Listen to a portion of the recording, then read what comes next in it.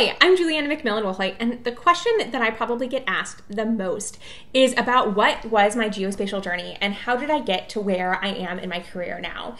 So I thought I would just record a pretty simple video, minimal editing, that is just sort of, I guess, a story time with Juliana to talk a bit about my geospatial career and how I got to where I am.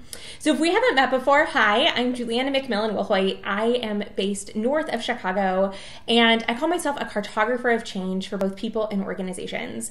I am passionate about mission-driven organizations leveraging geospatial data to improve the work that they do. But I also am a cartographer of change for people, and I'm heavily invested in helping the geospatial community move themselves forward. So I host regular Mappy Hour networking events. I'm really active on Twitter Spaces, hosting a weekly live chat there, and I also do GIS career coaching, and that is a way that I meet one-on-one with individuals and we work on a specific issue within their career, brainstorm paths forward, and I would love to have the opportunity to work with you. You can find a link in the description box below to that, but you can find all the information that you would want at tabulaspatial.com /coaching program. And it looks like Theodore, my wonderful greyhound dog, is going to be joining us, at least for part of our conversation today.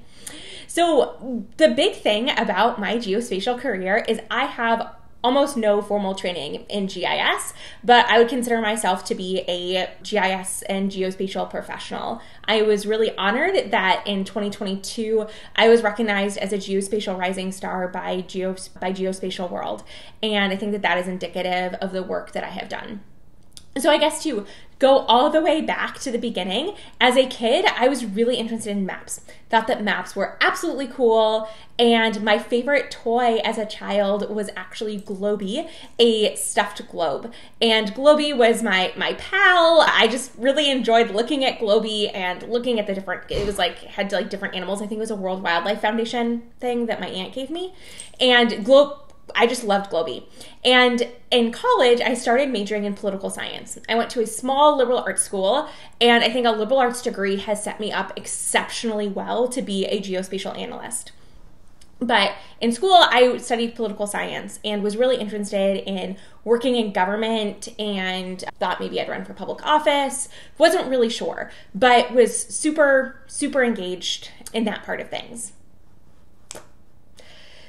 My first exposure to GIS actually came when I was in high school. So this map behind me is a map that I helped work on in high school. Story with GIS begins in high school, and this map behind me is up here because it was one of my first exposures to GIS. So I thought I was going to go into college, be a political science major, work in government, wear the suits, do all of that stuff.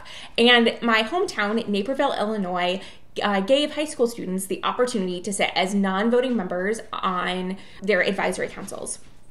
And so I sat on the Bicycle and Pedestrian Advisory Committee both my junior and senior year of high school. I turned 18 before my senior year, and so I actually became a voting member on the committee. So we were like a city council subcommittee, and so then we would work on different recommendations that then would go up to the city council. And our town was working on a pretty big, comprehensive plan involving bicycle paths. And I got really interested in that. I was interested in biking. I was interested in transportation. I was interested in issues of justice. And one of the things that the city staff produced was this map. I was actually asked if I wanted to do an internship between my junior and senior year of high school where I'd actually work on producing the map. I had another internship that is a whole nother story where I interned in a physics lab, knowing nothing, but it paid me really well. And I turned down the opportunity to work on that map. But I was still involved at a high level in the process and began to see, I was exposed to GIS was a thing for the first time. So I sat on the Bicycle Advisory Pedestrian Committee, and then I went to college. And I went into college knowing that I was really interested in issues of justice, issues of advocacy, and so I was a political science major. Was also interested in international things. And so I had come in with some AP credits as well as just, so I was a little bit ahead and had also ended up taking some college credits over the summer. And so I had a little bit more flexibility and openness in my schedule than many people do. And I was just really...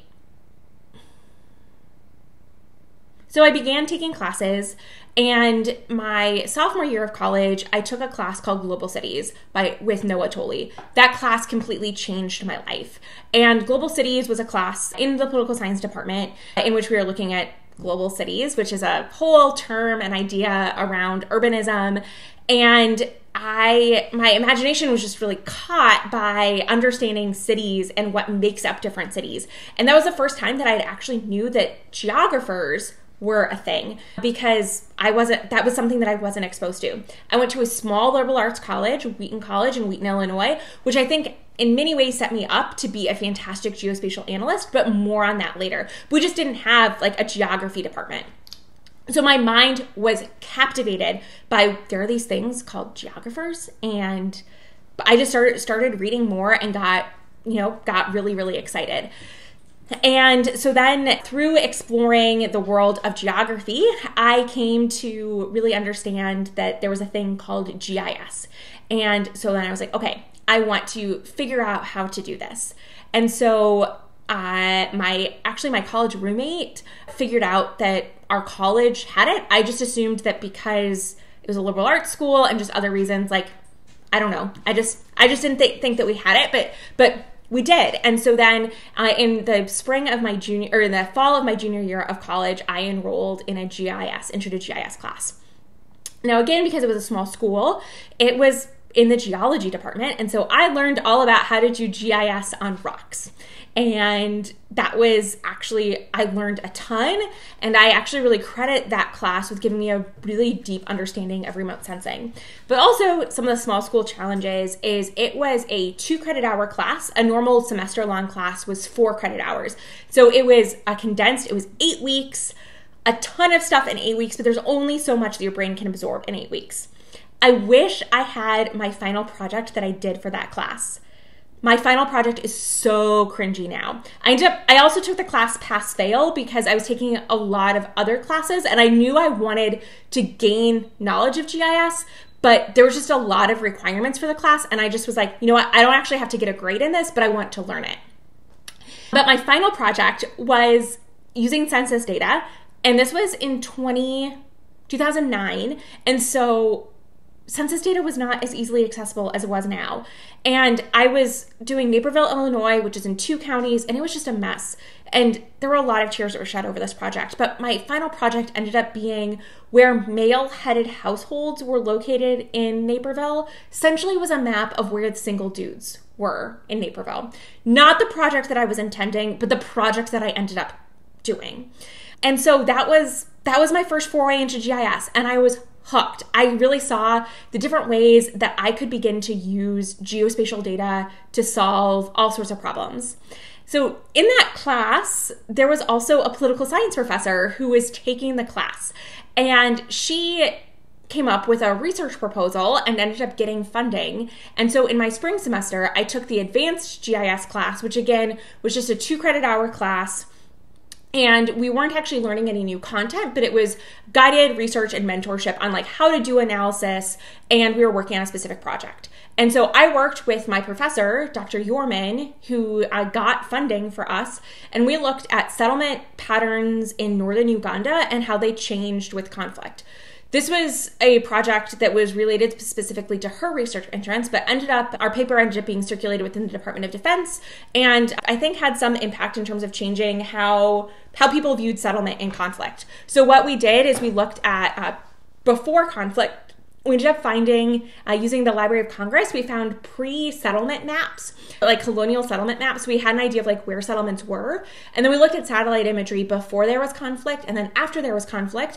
So I spent a really long time clicking huts in these images because it was really obvious. And then we did analysis on how settlement patterns have changed. And again, it showed me, wow, geospatial analysis is really powerful. But what this also taught me was I am capable of learning this technical process. And this is how my brain works and thinks. And so I was hooked. So going into my senior year of college, I knew that my goal was that I wanted to work in geospatial. I was pretty sure that I wanted to go and get a PhD in geography. I come from a family of academics, and that just seemed like the next right choice. Went through some personal things, a breakup and other stuff the summer before my senior year of college. And so decided that I need to take a year off after I graduate, but I really want to work in GIS in the meantime. And so my senior year of college, I did a program called Wheaton in Chicago, which was an urban studies program where we learned about the city, we learned about advocacy, we learned about social issues, but part of it was we also did an internship. And I had the opportunity to intern at the Field Museum of Natural History in Chicago doing GIS. And that was great because we were looking at different neighborhoods in Chicago and how they were responding to climate change. And so I was taking interviews and that other people had done or focus groups and then creating asset maps that then went out into the community. And that was, I was working in an office doing, it was primarily GIS stuff. It was more like data creation. There wasn't a ton of analysis. I honestly didn't know the difference at that point in time because I really knew nothing, but I knew that I was passionate about this and I had exceptional mentors, but also I was getting exposed to an application of GIS. And I think that is one of the things that has set me apart in my geospatial career is that I was able to think about, I was seeing this bigger picture. I was seeing this climate change, which was going to impact different neighborhoods in Chicago differently, both in terms of their physical location and flooding, but also different communities are going to just be impacted in different ways. We also wanted to understand what are the climate friendly practices so that, some communities have more of a tradition of hanging their laundry outside, whereas other communities that's considered, taboo. And I was gaining this broader perspective of people and just how the world works, which then when you look at data on a map, particularly people data, which is what I'm passionate about, I had more of that broad understanding. So I'm so thankful for that time that I got to spend at the Field Museum. So throughout my senior year, I interned there. So I was there 3 days a week in the fall, and then I was down to 1 day a week in the spring. But I knew that was a place where I was getting mentorship. I had two fantastic supervisors, people who I'm still in contact with now, a decade later, and they were really invested in me, helping me grow, but were just totally invested in my success. And that was just a really safe place for me to learn and to grow. And I just can't say enough about having an internship, but also about having champions for you along the way. And I wouldn't have known that I had good champions before I started working there. But I could tell you that, once I was there, I wanted to keep working there. So that was my first, job per se. It was unpaid, but I was just learning a lot and being immersed in the world of geospatial. So throughout my senior year, I started applying to jobs and didn't really know how to apply for jobs. That's part of the reason why I'm so passionate about creating a portfolio, the coaching program that I have, really helping people figure out how to apply for jobs. And I knew I wanted to go into GIS, and so I applied to be a student assistant at the Esri user conference. And I applied and I was accepted. And so what the Esri user student assistantship is you get you have to pay your way to go to San Diego for the Esri UC, but then they cover everything else. So I had a roommate, but they give you a per diem for food and other stuff. So I just had to get there. And then I got to go to the user conference, which was fantastic. So I had just graduated. I graduated in May. This was in July. And I had a job over the summer where I told them up front and they were willing to give me the week off. And so I went and I networked and I proved to the Esri staff that I was super passionate about geospatial, right? I mean, you can see my background behind me, but I was just I just want to learn. And I asked really good questions. I showed up on time. I wasn't showing up drunk. But I was just I demonstrated to them that I really wanted a job, but that I was so curious. And I knew so little about geospatial. I didn't know what a geodatabase was, right? Little Juliana knew so little, but through that experience, I was able to get an interview for their technical support team. And again, Esri's at least philosophy at that point in time was we want people who are curious and who are trainable. And a lot of people do have skills in GIS, but they wanted, people who would be good workers. And I was able to demonstrate to them that that's who I would be. So started the interview process in July. It was really drug out. And in late fall, I ended up getting an offer from them, and I started in early November. Actually, the day that I got my Esri offer, I was in Texas interviewing for a job. So in that whole time that I was graduating from college, I only had 2 in-person job interviews for GIS jobs. So one with Esri and one with a company in Texas. And so I'm really thankful that I got the Esri job offer that day that I was in Texas interviewing, right? I was like checking my email. This is I didn't have a smartphone. So I was like checking my email, like on my computer, about to go give this team a presentation. And I saw you have a job offer from Esri. And I was over the moon excited, but still kept through with this interview in Texas and just realized that my career was just going to be off to in a better place if I went and worked at Esri versus this small company in Texas. So while I was in the process of applying to a bunch of jobs, I also applied for a Fulbright fellowship. I'd applied for one my senior year of college and didn't get one. I was just like, you know what, let me apply again and see. And I applied and I interviewed and that was while I was waiting to hear back from Esri and, applying for jobs and being like, well, this would be a cool opportunity to get, if I can, the year, for the following year. So in January of 2012, so I'd been at Esri for a few months, I got an email from the Fulbright Commission. So the Fulbright is a pretty prestigious fellowship sponsored by the U.S. State Department. It's a cultural exchange program. Americans go overseas students come to the U.S. And I got an email from them asking for some updated information, like a college transcript or something. And I ignored it because I was just like, I'm really happy working at Esri. And this is where I want to be. Like, that was a dream that I had at a different point in time, but I'm just going to stay here at Esri. And so life goes on. I'm working in technical support. I am learning so much. They invested so much in my training, and it was a really good work environment. There's some weird things about Esri as a culture, but I was really thankful as someone who moved across the country, had only ever lived in Illinois, went to college where my dad taught at and where I knew professors since I was a baby who I had. Like, some of my professors I'd known since I was a baby.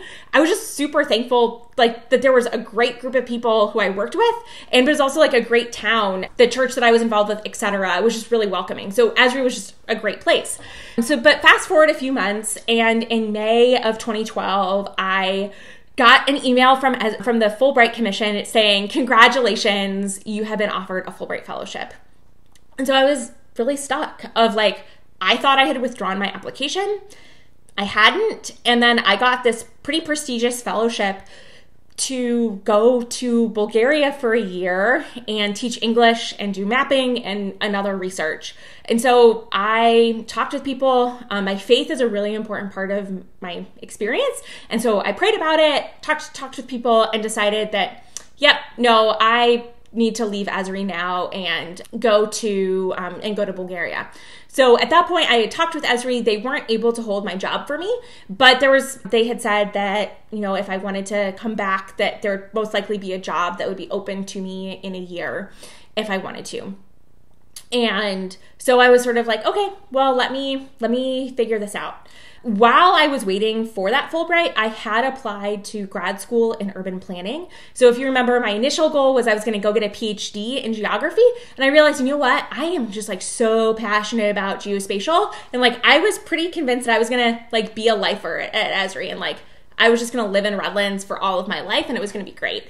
So I applied to Cal Poly Pomona for a part-time degree in urban planning, and I was accepted. And so that was my plan of what I was going to do. So I ended up saying like no to Cal Poly Pomona, packed up my things in August of 2012, and I moved to Bulgaria. That was something I'm so proud of myself for doing. It's not something that was particularly scary. I was just really excited. I had moved across the country, not realizing what that really entailed the year before. And so it was like, let's go across the world with our 2 suitcases. So 2012, I spent the year in Bulgaria teaching English. And that was hard. I could go into great detail about all the things I learned about myself, how there was a lot of my own immaturity that I discovered, but things that I learned was just, I think I'm a pretty good communicator and I'm a good educator, but teaching at the high school level is not something that I am cut out for. I learned a lot about just like how I need to structure my time and other things as well. So while I was there, I took the GRE, the exam you have to do to get into most grad schools. So I retook the GRE. I had taken it before my senior year of college. I'd taken it sometime in the past and had not done particularly well in it. So I studied really, really hard and then decided to apply for grad school the following year. And so worked on putting out grad school applications in urban planning. So in Bulgaria, I'm teaching English. I am applying to grad school. I also started volunteering with a Roma group. So I was really interested in community development, community organizing, and how can we like leverage maps and data for that. And so I volunteered with this Roma group where it was just a lot of like talking and learning, right? I didn't really do much of anything. I taught English classes that were not particularly successful, but because in my high school classes, I was teaching conversation stuff, so they already knew stuff, whereas in my Romani classes, anyway, I wasn't particularly great at it, but I learned a lot, and I built some really great friendships through that experience. Then the other thing that I did while I was there, so speech and debate was something that I had done throughout high school and college and is a core part of my identity. And some of the other Fulbrighters who were there, we realized that there was some things were lacking in the Bulgarian educational system, and we thought that speech and debate would really help solve them, particularly critical thinking and self-expression. And so we decided to host a speech and debate tournament. It was just going to be like this one-time thing. We got some funding from the U.S. Embassy, from some other places, and we hosted in a tournament for 100 students.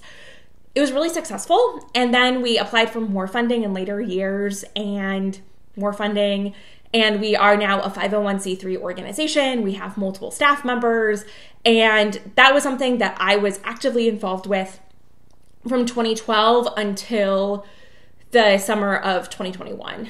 And that is part of my career story, right? Where I started something, we failed, we had to manage budgets, we had a lot of successes. We've serviced 1,000 Bulgarian high school students, right? So that's like an out of work thing that has really shaped who I am and how I work and the experiences that I've had that is not related to GIS, but is totally leadership experience, right? Like I was the board chair for 2 years and I managed staff that were across the world, but it required me to have consistent conversations with them, talk about I was responsible as the chair of the board for making sure that our budget was aligned and making sure that we had enough money. That was a huge experience and something that I think oftentimes as we think about career trajectories that we can oftentimes, dismiss and forget about, all of the outside of work that we oftentimes that we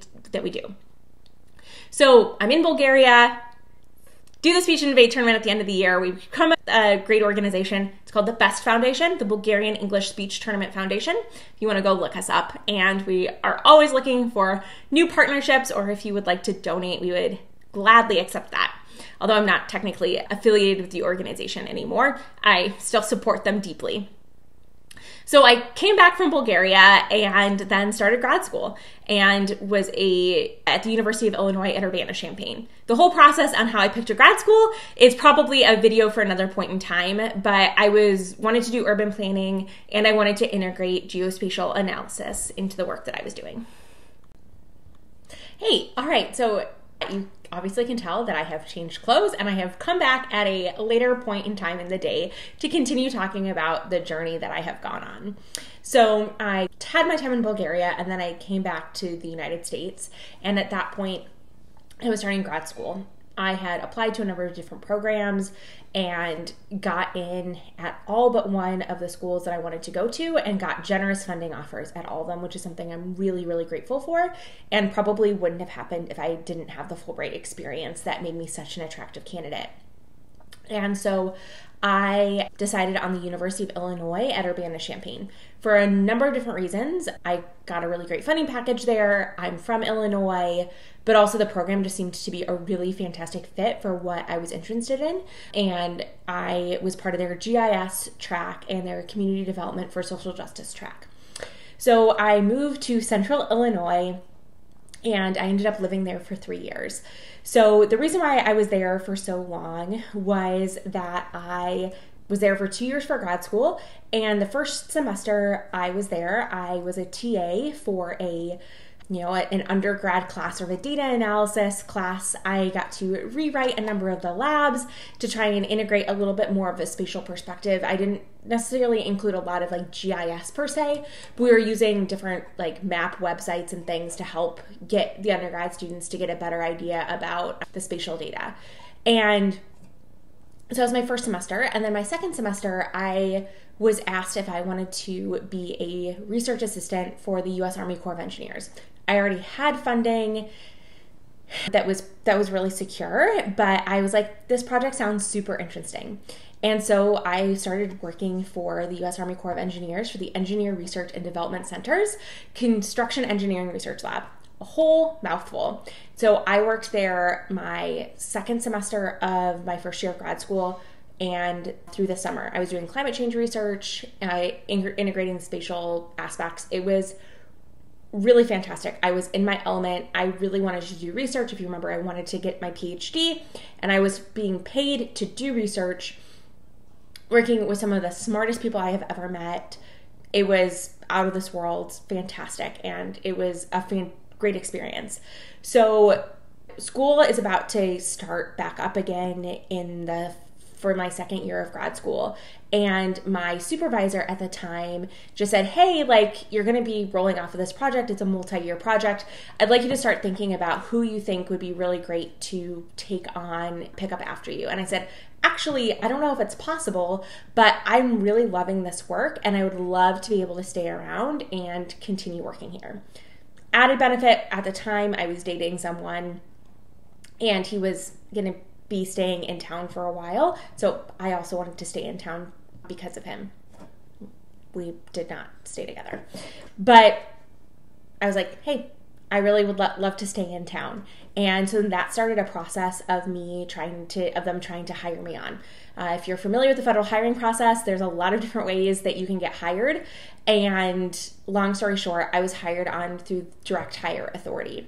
But the way that I ended up sort of being able to push things forward was I applied to another federal job that I was not interested in. It was with the FBI. They were recruiting on campus. It was not going to be related to urban planning. It was not going to be related to GIS. It was not going to be related to anything that I was interested in. But I applied for a job with them because I was like, I bet I can get a job offer from them. And then I'm going to have a job offer. And then I can go back to this job that I really, really want and say, hey, I have a job offer. Can we get stuff moving? And we got stuff moving.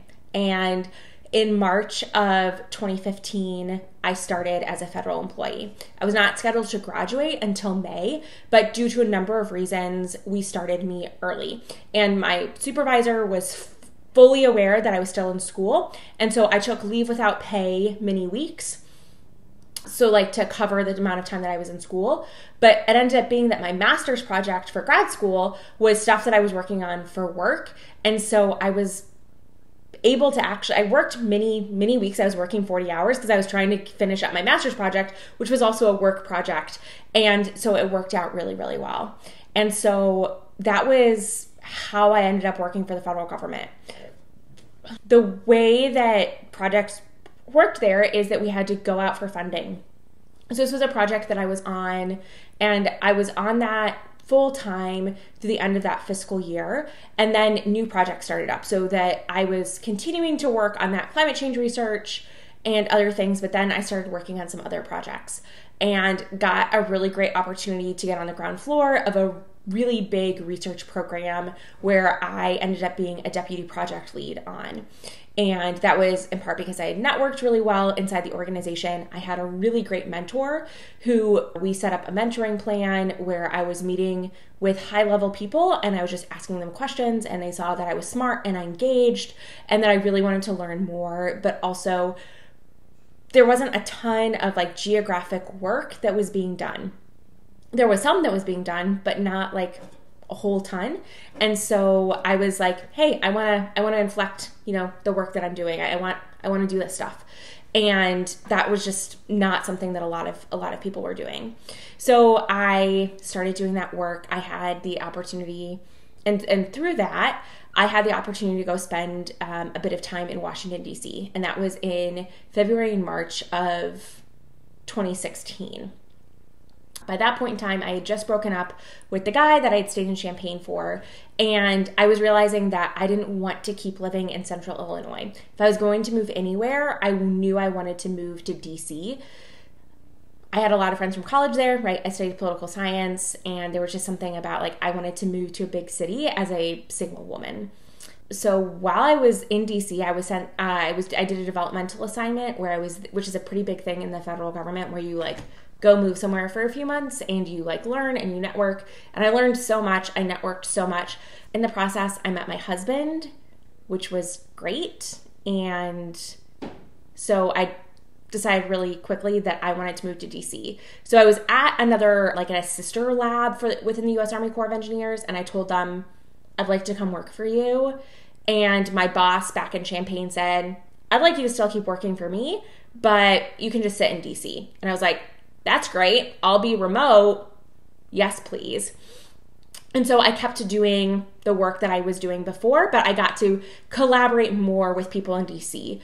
And in the federal government, right, there's oftentimes meetings that you go to, and so I had some really great opportunities just because I was there, right? I didn't have to hop on a plane to go to science, like to the Pentagon Science Fair, or I got to sit on the U.S. Board of Geographic Names, which is a whole nother conversation, just because I was in DC and it was really easy.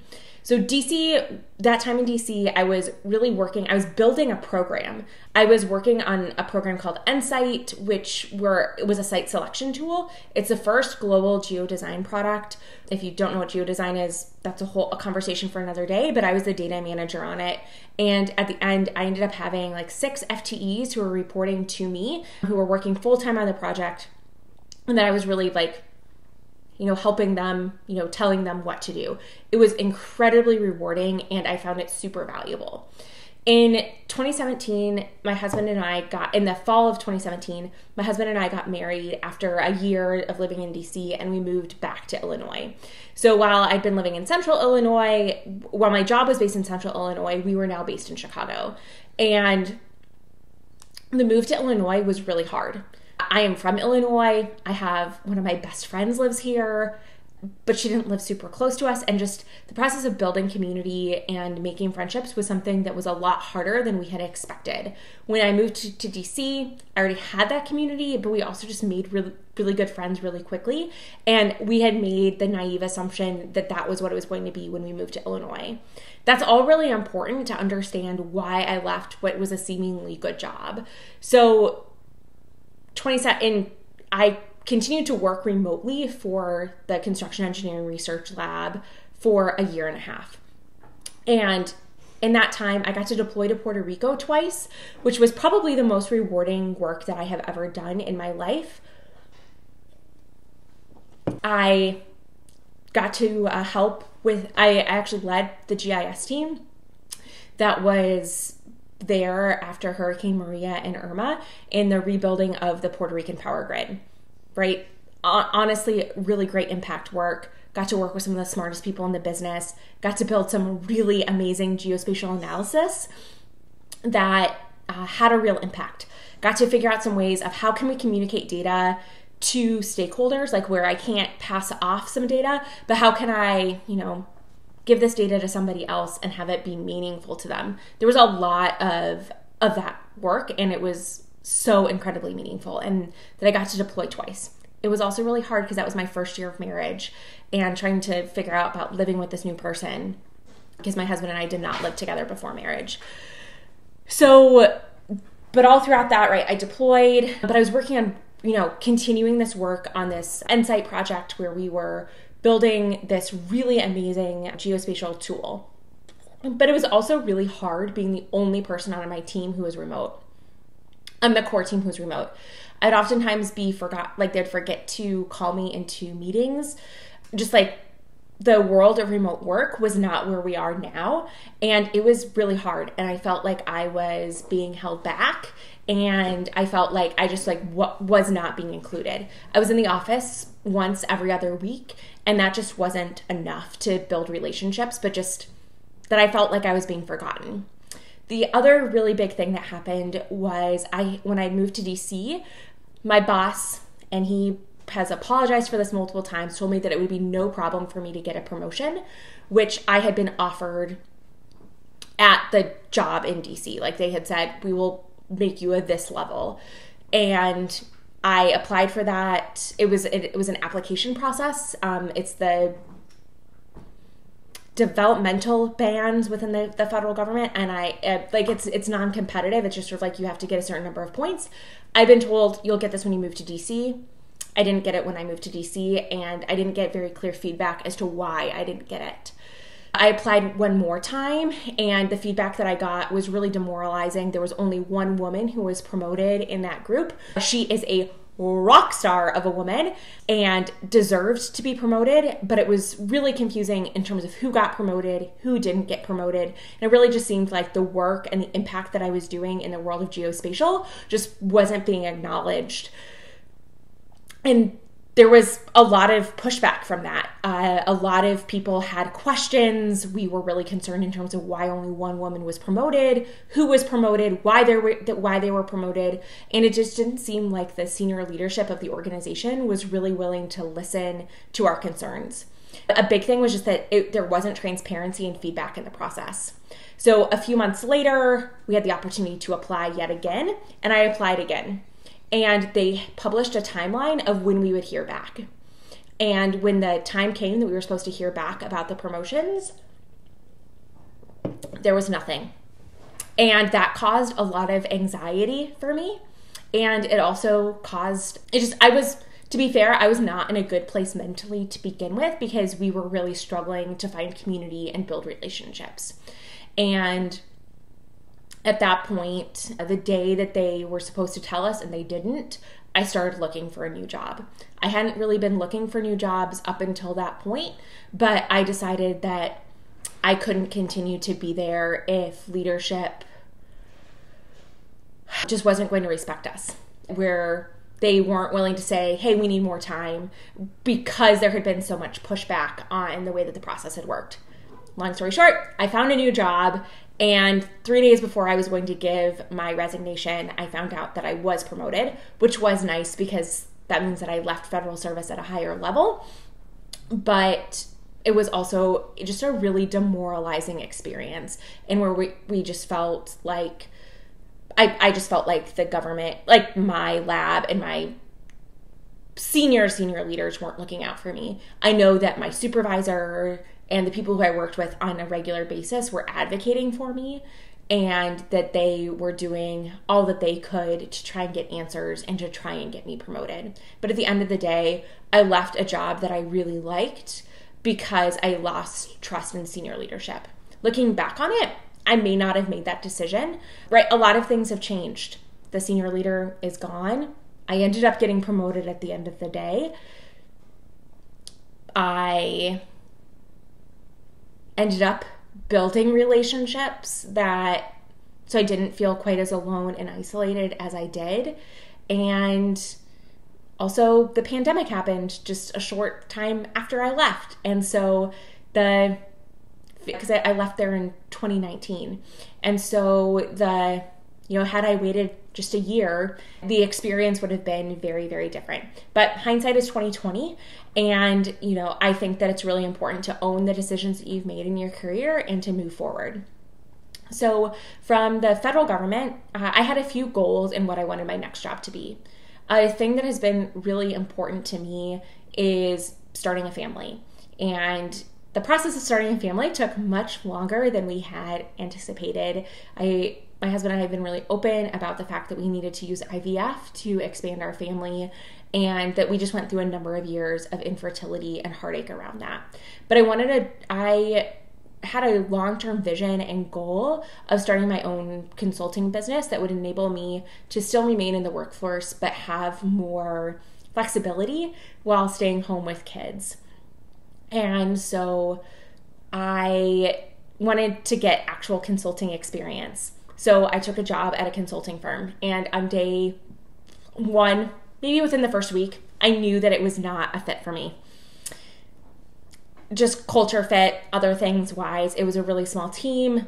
It was just me and somebody else, and I didn't really jive well with that other person. I'm all about automation, and this other person wasn't about automation. The projects that we were doing were pretty cool, but they weren't actually for clients. I also wasn't client facing. So where I wanted to learn skills about how do I win work, I was working, most of my time was billed to what's called business development, but I was 20 steps back from actually engaging with a client and understanding their needs and what they wanted. I also just I'm someone who, work-life balance is really important to me, and I felt like there wasn't much balance. So one day I was up at 4 a.m. working. I ended up getting in a pretty bad car accident that night, and there was just pressure where I felt like, even though I had been in a car accident, my husband was out of town, I was just dealing with was I injured? Was I not injured? And feeling like I had to be on a call the next day was just not the sort of environment that I wanted to be in. And so I actually had a countdown on my phone to the day that bonuses were paid out, because I was just planning to stay 7 or 8 months until bonuses were paid out.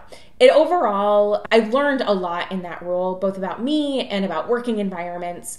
And I'm not saying that it's necessarily a bad place to work. It just wasn't a fit for what I wanted. So where I thought I would be getting more of that client engagement, and I didn't get that at all. And so on February 1st, 2020, I quit a high-paying consulting job to start my own business, Tabulate Spatial Services. Little did I know how much the world would change over the course of the next 6 weeks. And in hindsight, I may not have made the choice that I made. But I'm really proud of myself for quitting and starting this dream that I had of starting a small business. So the goal with Tabulate Spatial was to work with mission-driven organizations to help them with their geospatial needs. And small organizations were and are the ones who are the most impacted by COVID-19. Loss of donations, loss of funding from various sources, and they just didn't have the money to pay me. So I had a pretty large contract ready that I was working on, and I was going to be in their office 3 days a week and then working on other projects 2 days a week. And I got a call March 13th of 2020, so 6 weeks after I'd started, saying, we can't afford you anymore. And so it went down to ad hoc work for them. And that was something that was really hard because they were my one consistent client for a while. So I felt like I had to drop everything and do work for them. And I think like a lot of people, I really struggled at the beginning of COVID with what am I going to do? So I started doing online trainings where I did a model builder training. I started doing mappy hours and other things to try and build connection within the geospatial world. I got way more active on LinkedIn. And a lot of really good things came from this period of time, but I wasn't able to do the building that I thought I was going to do, right? There were networking things, like things that I had set in motion, conferences that I was going to go to, conferences that I was going to present at, and that just didn't happen with COVID. My husband also works in public health. He is a senior leader in a local health department, and he was just working really long days, and it was hard. It was incredibly hard to just sort of see the impact on him. And there was just a lot of uncertainty at the beginning of that time. So a friend of mine, someone who actually had worked for me when I was at the Army Corps of Engineers, sent me a job posting with their company and said, hey, I don't know what sort of contracting work you're looking for, but here's an opportunity. And it was a opportunity that I started in July of 2020. There was a pretty extensive interviewing process and them figuring out stuff with money, right, as many organizations were at that point in time. And they were using drones to replant after forest fires. So I got a contract with them where I was working with them 20 hours a week. I think it ended up being more. I was working, I still had my other contract work that I was doing some of. I had a few things here and there, and I just didn't end up realizing that that's not the sort of work that I liked doing. I really wanted to be able to come in, work on a particular problem for a short period of time or a long period of time, but to not, what I felt like I ended up being to both of these organizations was a highly technical team member who didn't end up having benefits, so that I couldn't take a sick day. Or if I did take a sick day, I wasn't paid for it. And I also wasn't being compensated at a level where I felt like where I necessarily had a bank of those things, so that my hourly rate was lower than what I've been making working in consulting, when you sort of like took it out over the course of the entire year. At that point, my husband and I also realized that we couldn't conceive naturally, and we were going to need to have the help of science to expand our family. And so I knew that there was going to be a long, hard road ahead of us of either doing fertility treatments or adoption. And so I wanted a job that would have an increased salary, better fertility benefits. It ended up being that my husband's job had amazing fertility benefits. We didn't realize it. Or adoption benefits or fertility benefits, but I also wanted paid time off, which ended up being a really important thing for me because I had surgery this year. I had complications where I was out of work for a week. I had to take time off multiple times when I had a variety of procedures done, and that just wouldn't have been possible. And it would have been possible. It just would have been a far more financial hit had I been working for myself, but also then the stress of I have client work that I have to do and I can't get this done because I'm having they're not major complications, but I was having complications from surgery where I had no capacity to do other things because of the complications from surgery. So that's then I finished up my contract. I had a 6-month contract with this company. And so in December of 2020, I started at Ahold Delhaize USA. That's a major company that is in the grocery business, and I work on their location intelligence team. So when I went to look for work in December of 2020, the job market was very different than what it is now if you're watching this when it comes out in March of 2022. The job market, it was difficult to find a job, and I knew that, but I knew that I had skills, and I knew that I could add a lot to an organization. So my goal when I went in was not to find a geospatial job, but I wanted to expand my data analysis skills, where I thought I was really good. I'm really good as a geospatial analyst, but I felt like I was lacking in some just bigger data analysis things. I couldn't do a pivot table in Excel. Not that big of a deal, but I wanted to get better at some of those data things. And I wanted to get better at Tableau and realized that I could invest a lot of my own time in learning Tableau and my money in training, or I could get a job where I would learn it as part of the job. And I realized that I think I would actually like that a lot better. So I got this job. It was at Peapod Digital Labs initially. Then we got moved to a different company, Ahold Delhaize Supply Chain Services, and it's possible it'll get moved to another company again. There's a lot of feelings about that.